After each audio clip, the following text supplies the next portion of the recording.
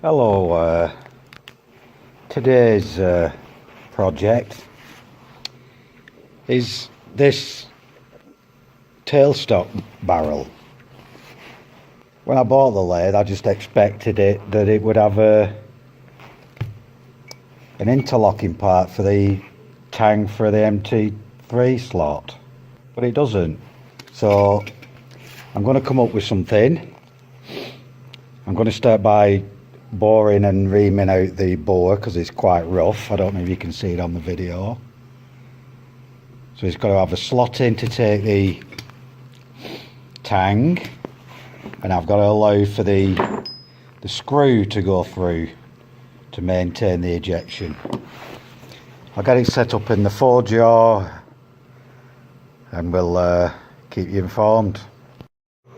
I've just measured the bore for the bush, not the bush, the nut, and it's 24.96. So I'm thinking, well, it's 25 mil. So I'm thinking that I'll leave at least a mil either side for the nut to locate onto. So that means I can take it up to 23 mil diameter, which gives me a little bit more meat on me, a little piece that I'm going to make that's going to catch the tang. See you in a bit. Well, I've found this 15/16 reamer. I don't know if you'll be able to see it or not. 15/16. It's a tad under 23 mil, 22.8 mil. So I'll bore it out to 22.6 and I'll send the reamer in. Okay, and you can't see down the bore because I can't see down the bore. We've got it now to 22.6. It's a bug stick under like 22.58, but it'll be alright. We've got this 22.8 or 15/16 reamer in there. We're going to slow him down.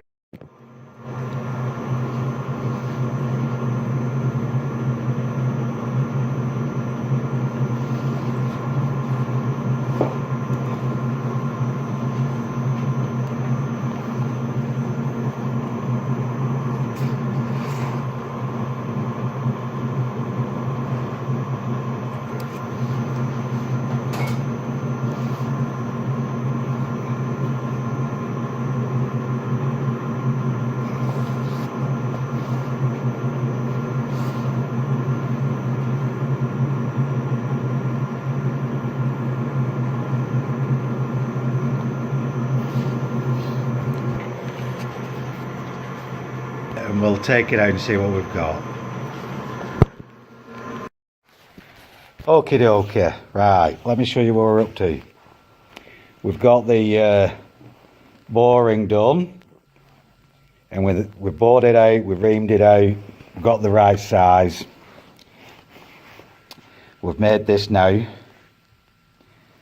so that's going to be a bush that's going to sit inside the spindle, and so we've bored through it so that the tailstock screw can slide through it to eject the tang.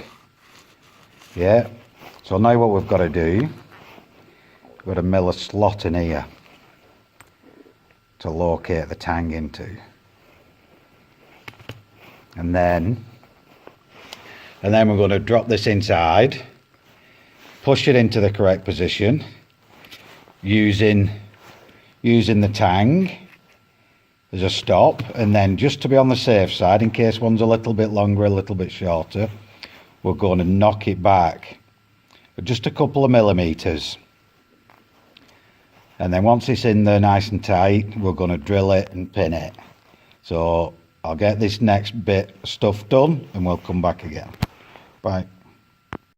Well, this is what we've ended up with. It was a little bit tight after my first go and I didn't quite get it back in square on the second attempt, but as you can see, this is going to sit at the end of the taper, so when you put your mouse taper drill or whatever in drill chuck, it's going to lock in there.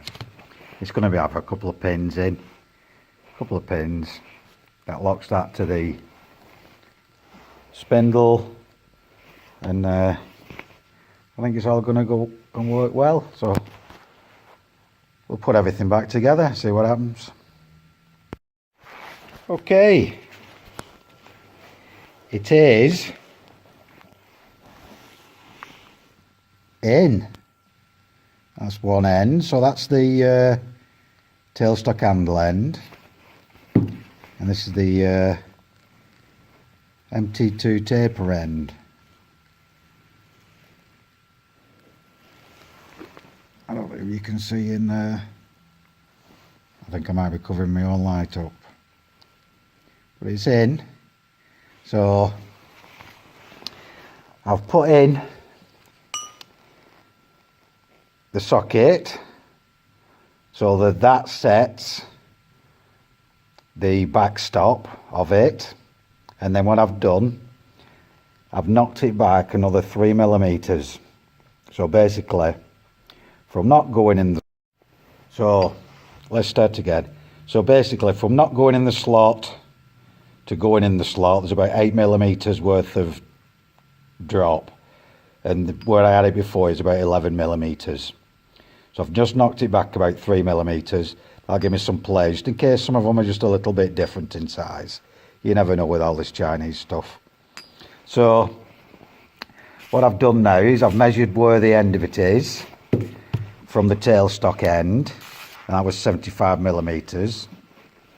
So I put some marks on it, one on each side, got one underneath out the way. So what I'll do, and then I added 10mm to that. So now I'm going to drill it, tap it, put some M6 grub screws in. See you soon. Okay, gentlemen, I'll put the cap back on that, I've just noticed it.